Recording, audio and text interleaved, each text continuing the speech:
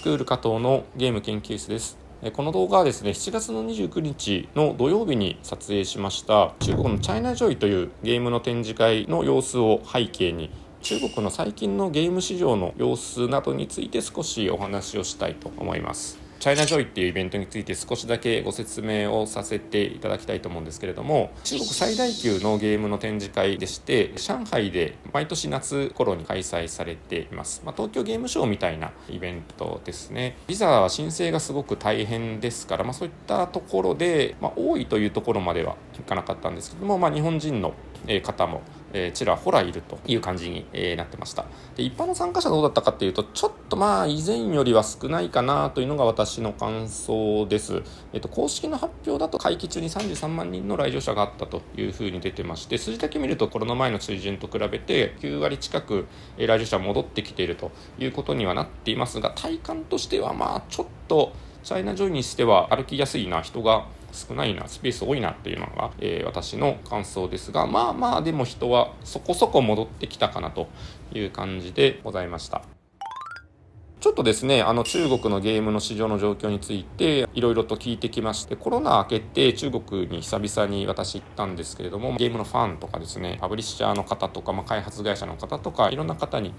お話を聞いたんですけれども、大体総じておっしゃるのが、中国のゲームの市場の状況は、あんまり良くないということでした。必ずしもその縮小しているとか、すごく悪いというようなことではないんですけれども、コロナ前はかなりの勢いで成長していましたので、それに比べると成長感は止まってきたということのようです。これはいろいろと原因があるんですけれども、一つはコロナっていうのはあると思います。コロナでやっぱり巣ごもり事業で中国でもゲームの需要は一時的に増えたようなんですけれども、やっぱり人の流れがないとか、海外からのコンテンツの流入が減るとかっていうのも影響があったのではないかということですし、中国はゼロコロナ政策をやってましたので、都市間の移動もかなり規制をされていまして、国内でも例えば支社に行きにくいとか、いうことになると、大きなゲーム会社 IT 企業にとっては支社間の連携がしにくいとかですね、そういったこともあって開発結構困ってたんですみたいな話もございました。あとはですね、中国は特殊な事情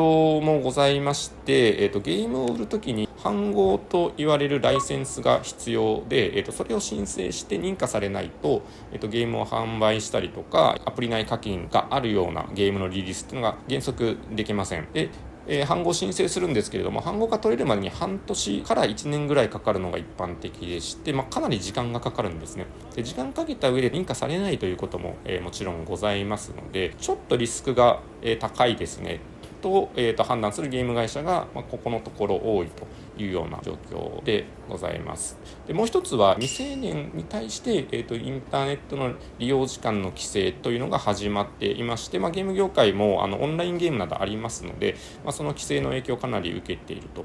いうことでございます。私の知り合いでスマートフォンのカジュアルゲームを開発してリリースしているゲーム会社があるんですけれども、やはりその規制が走った後はゲームの稼働数がかなり落ちたということを聞いております。そういった不安定な状況がありますので、国内市場はなかなか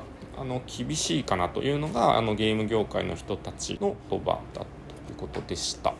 はい、ただ悪い話ばかりではなくて、いいところも少しありまして、皆さん TikTok ってご存知ですよね。で、 TikTok の中にミニゲームができるシステムがあるんですけれども、その TikTok の中のミニゲームはすごく今ユーザーが多くて活発にプレイされているということです。絶対的なユーザー数の多さからかなりそこで収益を上げて、大きな成功を収めているゲーム会社も出てきているということでした。で、これは非常に面白い流れで、以前WeChat ゲームっていうのがブームになったことがありまして、WeChat っていうのは中国の LINE みたいな、LINE の中国版みたいなメッセンジャーのアプリなんですけれども、その中のミニゲームがすごく流行った時期があるんですね。で、ちょっと時代を変えて数年経って今人気の動画プラットフォームの TikTok で同じようにミニゲームが人気だというのは、非常に面白い話だなと思いました。ちょっとインディーの方の話をしていきたいと思うんですけれども、インディーゲームは結構ファンが今いましてですね、主に Steam ですとかそういったところから、ゲームをダウンロードして遊んでいるという感じで、 Steam は本当に中国でも人気で、皆さん